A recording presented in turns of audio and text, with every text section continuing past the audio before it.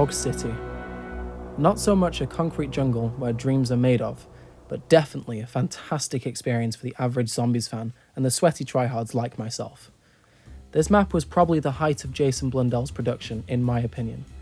Set in a dark and bustling city in the 1930s, Mog City really captures some key elements perfectly. First of all, it matches the time period closely.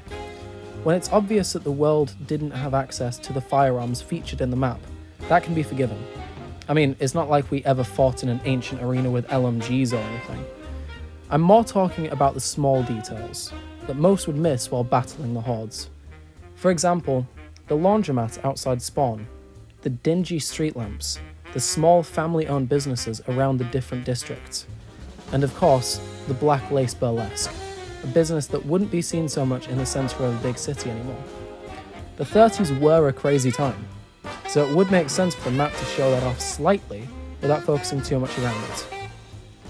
Now obviously, we're not so much in the city as much as we are in a shadow of the city. So due to this, there is evidence of an otherworldly presence in and around the map. For example, the pods. I don't really know what they are, but they do give you free stuff, so that's nice. Not to mention the giant Lovecraftian monster in the sky. The point I'm making is this map captures a few feelings extraordinarily well. First up, you feel alone in a big world. Second, you can tell that you're not in the present day. And third of all, fear. When 14-year-old me first loaded up this map with my high school friend the day he got the game, we were blown away and absolutely terrified. Mainly from the Mogwars as they were new, and so were we. And of course, this map feels cool and well polished with an outstanding design and a beautiful soundtrack featuring two of my favourite songs featured in a zombies game. Now of course, I did go into the story of Shadows of Evil a little when I did my retrospective of Black Ops 3, but I left out a few things. So to start off, let's get this out of the way. The characters we play as are bad people. They start off their story killing for their own selfish needs and don't even show a hint of remorse. Of course, this is the catalyst that kicks off the story of them being transported to a pocket dimension and assisting in the invasion of the city and having to reverse that before it's too late. In most cases, this could be the start of a redemption arc. Unfortunately, that's not the case after Rick Toffin stole the summoning key. Sad to say it, but this map can be compared to Purgatory or Hell for these characters. But after killing your own wife for money, a man in a boxing match just because you want to be champion, your associate so you can get rid of a loose end, or one of your partners because you want to be a famous actress, you kind of get what you're given. Now here's some of my favourite parts of the map. Weapons. This map really brought its A-game, so we could do the same. Like, yeah, you get an elemental bow, monkey bombs, and Ragnaroks on the next map. But this one? You have access to two types of swords typically wielded by the Apothicons. One has an electrical slam attack, the other sends out another sword that homes in on zombies with infinite damage. That might sound cool, but we also get Lil Arnie's, which, as I do kind of hate to admit, are far superior to monkey bombs, purely for the fact that it can kill far more zombies in one use than you can by using 3 monkey bombs. To top it all off, we get access to what I think is the second best winged weapon of all time, the Apothicon Servant. Using parts from the Apothicons like the heart and tentacles of a Mogwar and the eggs from a parasite, you can essentially craft a fully portable black hole gun, which is perfect for high-round camping strategies, in which it ensures your full safety and the total annihilation of countless zombies along your playthrough. Now, of course, we don't just get all this overpowered stuff for no reason. Like I mentioned earlier, there is an enemy known as the Mogwar, which is a giant beast with 3 heads. The only way to kill them are to shoot its weak points in their head when they glow yellow. We also have to deal with parasites, which can be compared to bloatflies from the Fallout franchise. They are incredibly easy to kill, but you should never underestimate them in large numbers, as their ranged attack is surprisingly powerful. And of course, there are elementals, or meatballs as they are nicknamed by most of the community. These things are rolling proximity bombs with a powerful explosion. Of all the special enemies in this map, these are the most likely to overrun you due to their speed, power, and their will to truly mess you up. Now of course, this could all sound very daunting to a solo player or casual gamers. So thankfully, you get some backup. By collecting 3 fuses around the map, you can activate the Civil Protector and summon him to any of the 4 districts to protect, destroy, and revive. Like any good side task, there is a way to upgrade it too. These additions to the typical zombies playstyle are top notch and are so refreshing after the height of Black Ops 2's season. Plus, these items and equipment really match the lore, atmosphere, and backstory behind the map. Now of course, like most maps released after World at War, this map has an Easter egg quest. Now in this one, we are tasked with vanquishing the Shadow Man and his army. After being influenced by the Shadow Man to murder, our 4 protagonists are branded with the mark of the Beast, which allows them to embody an Apothicon monster, which allows them to access hidden areas and destroy enemies with electricity and a flurry of tentacles. Now, like we all know, and like I covered in the Black Ops 3 retrospective, Richtofen steals the summoning key, which our crew needs to go home. So they are doomed to spend the rest of their short lives getting swarmed by zombies and ultimately meet a grisly end.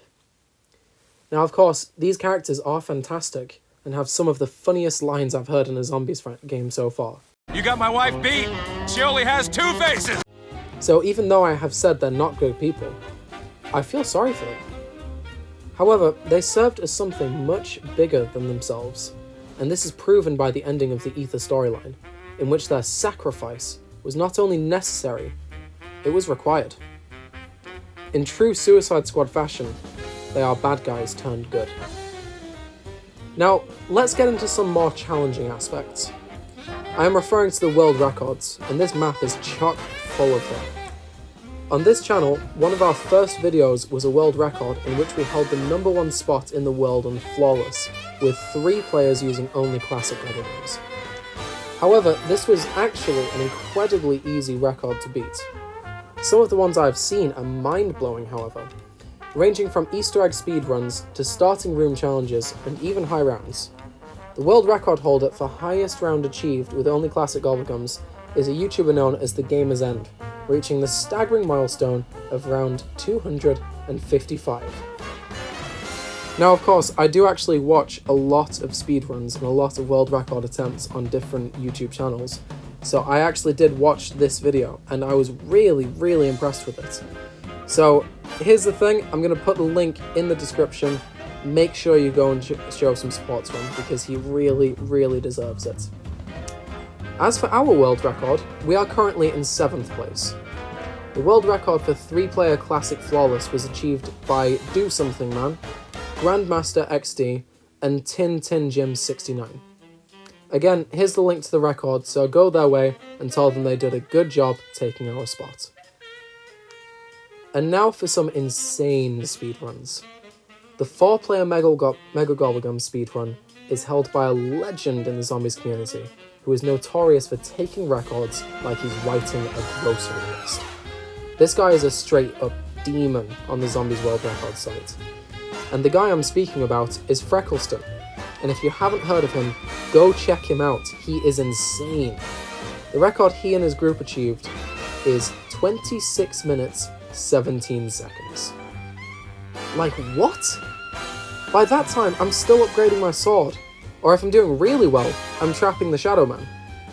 Naturally, Freckleston holds the 2nd spot in solo, beaten by a guy called IlStevell, who is in the lead by only 1 second. Still, a record is a record, and I have the utmost respect for the people dedicating to put their names on these leaderboards. Both players are surprisingly on most records on the leaderboard, and as far as I'm aware, both have a respectable audience on YouTube. Either way, here's both their records, go show them some love. So here's the thing, guys.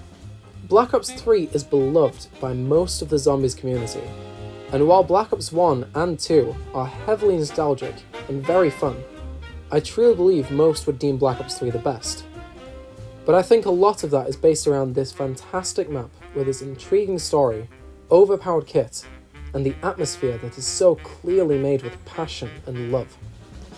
The grand sound of brass instrumental, the realistic and time-appropriate landmarks, and not to mention, the zombies. They all came together in such an amazing way, and I truly believe that Treyarch may never make such a masterpiece of this prowess ever again. You may think I'm going overboard and singing it too much praise, but let me put it this way. Without Shadows of Evil, this channel wouldn't exist. Because it was this map that made me fall in love with Black Ops 3, and it started a series of events in my playtime that led to some serious canon events. One of these events was me turning to Reddit LFG to find people to do the Easter egg. What's the importance of that? Well, that's how I met Sly. Not long after that, we decided to form a group, and the rest is history. So I think I've justified this map's approval more than enough, but trust me when I say, I have more good things to say, but I'll save you from hearing it today. Like always guys, I truly hope you enjoyed this video. If you liked it, or even better, agree with what I'm saying, please let me know in the comments down below and tell me what you think. That's it for me today guys, have a lovely day, peace out.